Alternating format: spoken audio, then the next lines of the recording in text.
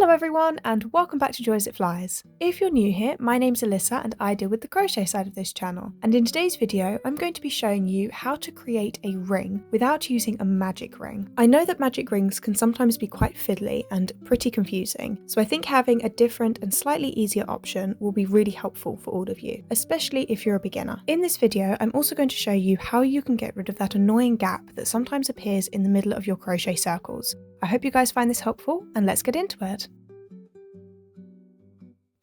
In this tutorial, I'm going to be using this worsted weight yarn here, as well as my 5mm crochet hook.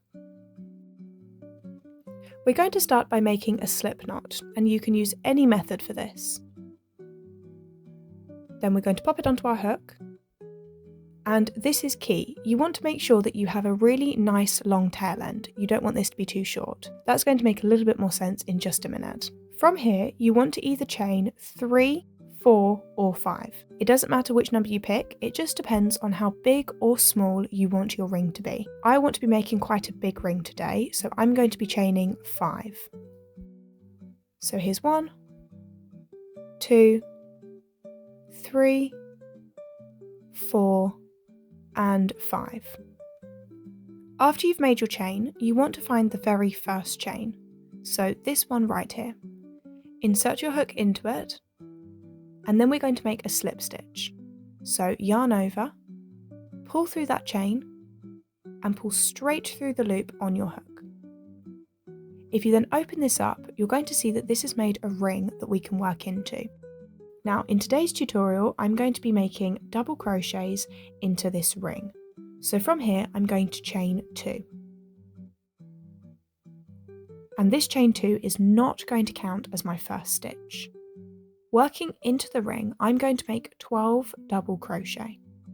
So I'm going to yarn over, insert it right into the centre of that ring, yarn over and pull up a loop, then yarn over, pull through 2 loops, and yarn over, pull through 2 loops. So that's my first double crochet. You can see that's been worked right into the centre of that ring. Now this is the important bit. You want to take this tail end and you're going to lay it against your ring, against your stitches, just like this. And as you work into your ring, you're going to work over this extra bit of yarn. This is going to help keep our ring closed. So I'm going to work my next double crochet right into that ring, and you can see I'm working over that extra bit of yarn, and then I'm going to make my double crochet as normal. So pull through 2 loops and then pull through 2 loops. So I'm going to continue in this way and I'm going to make my 12 double crochet working over that extra bit of yarn, and I'll meet you back when I've done that.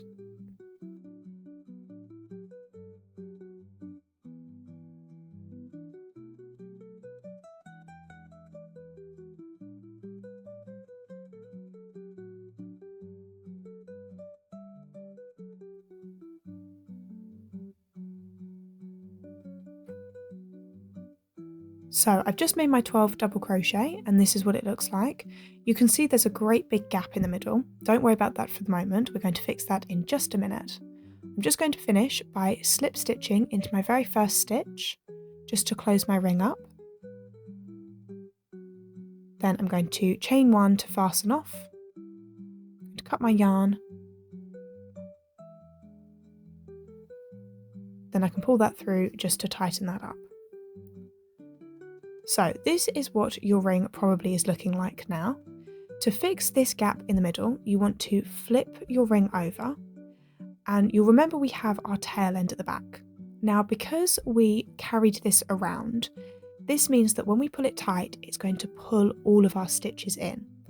So you want to just hold onto the centre of your ring and pull this tail end. Now you might need to pull it a lot, some are harder to close than others, but you just give that a really, really good tug. And you'll see in just a minute, it's closed it up, so there's no gap now. You can see on the front as well, that gap's all gone. Now I'm just going to also show you how I like to really secure this in place. So for this, you're going to want to thread your darning needle with this tail end, and we're just going to weave our darning needle around our ring, making sure we're working in the same direction. That's really important. So I'm just going to work under a few of these stitches, you can see here, and then I'm going to pull that through. Now you can work around as many times as you'd like. You just want to do this until you feel the center is really nice and secure. So you can see I'm working in the same direction, just working around that ring.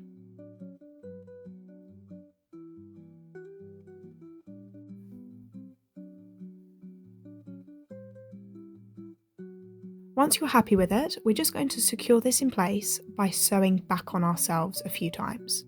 So we're going to skip over this first little bar, and you're going to weave your darning needle under just a few stitches, working back in the opposite direction, just like this.